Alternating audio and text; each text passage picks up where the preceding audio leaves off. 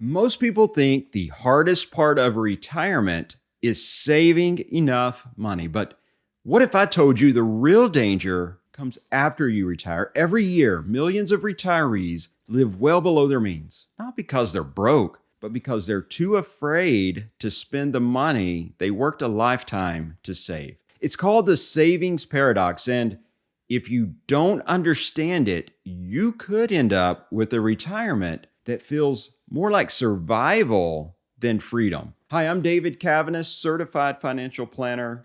In this video, I'm going to break down what the savings paradox really is, why it happens, the research that proves it's real, but most importantly, how you can avoid falling into the trap so that you can actually enjoy the retirement you've earned. So what is the savings paradox? The savings paradox is a psychological barrier. It's when retirees are so conditioned to save during their working years that they can't flip the switch to spending when they retire. Think about it. For 30 or 40 years, your financial success was measured by how much you saved. Did you max out your 401k? Did you put money into an IRA? Did you resist that lifestyle creep and live below your means? Those habits are fantastic while you're working, but in retirement, they can turn into chains. Instead of enjoying the fruits of decades of work,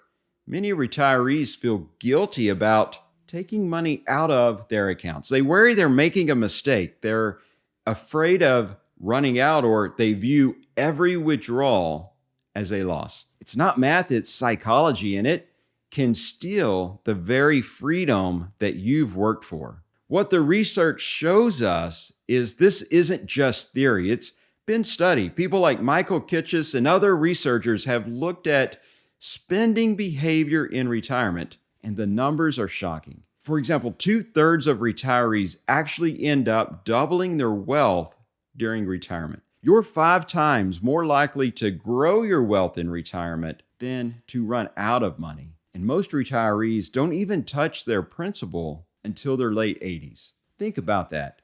People are living smaller lives than they need to, traveling less, saying no to opportunities, delaying joy simply because of fear. Let me put it another way. The risk isn't that you'll overspend and end up broke. For most people who planned, the bigger risk is that you'll underspend and end up with regrets. So how do you know if you might fall into the savings paradox? Here are some red flags that I see all the time. You feel anxious when making a large purchase, even when your plan says it's affordable. You keep telling yourself, I'll spend later, but later never seems to arrive. You view withdrawals from your portfolio as losses instead of simply shifting money you saved into money that you use. You self-impose limits like 1 trip a year or I'll never replace this car, even though your numbers support more. The toll isn't just financial, it's emotional. Anxiety, regret, missed opportunities with family. And often, by the time people realize it, their healthiest years of retirement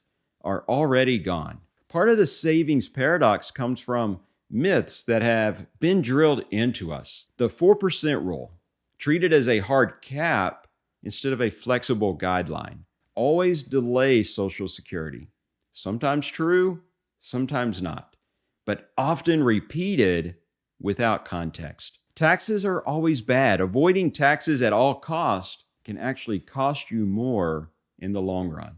And don't retire before 65 because of healthcare.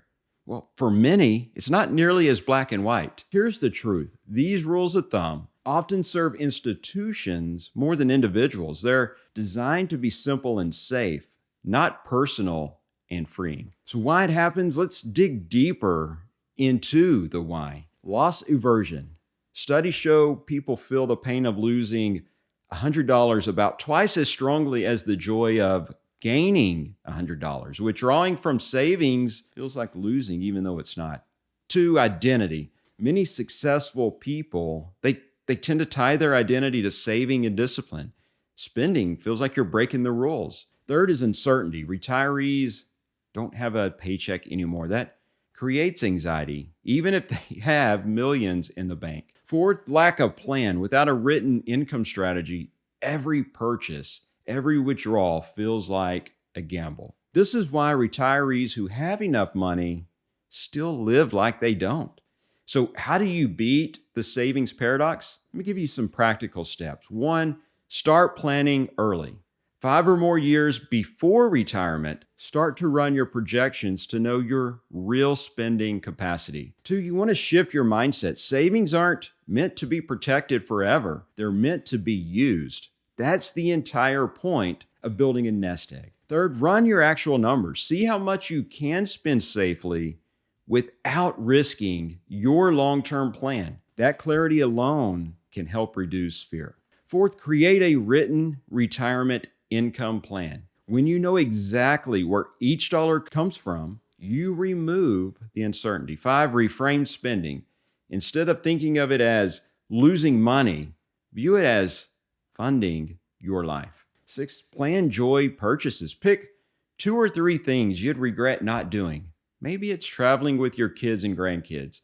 Maybe it's a vacation home. Maybe it's upgrading your lifestyle. Build them in intentionally so you don't miss them. And here's a practical example. Instead of saying, I can't take that trip to Italy, say, I've already built that trip into my plan. It's covered. That shift changes everything. The truth is this: retirement isn't about preserving wealth. It's about living a life of freedom with the wealth you've built. If you fall into the savings paradox, you may never run out of money, but you may run out of time, health, and energy to enjoy it. Again, I'm David Cavanis, certified financial planner and founder of Cavanis Wealth Management. If you're approaching retirement, let's design a retirement income plan that gives you clarity, confidence, and permission to spend your money. I'd encourage you to head over to my website at 𝐾AVANISWealth.com. There you can learn more about me. You can schedule time for an initial conversation, because real retirement success isn't about the size of your account balance. It's about how fully you live with the time that you've been given.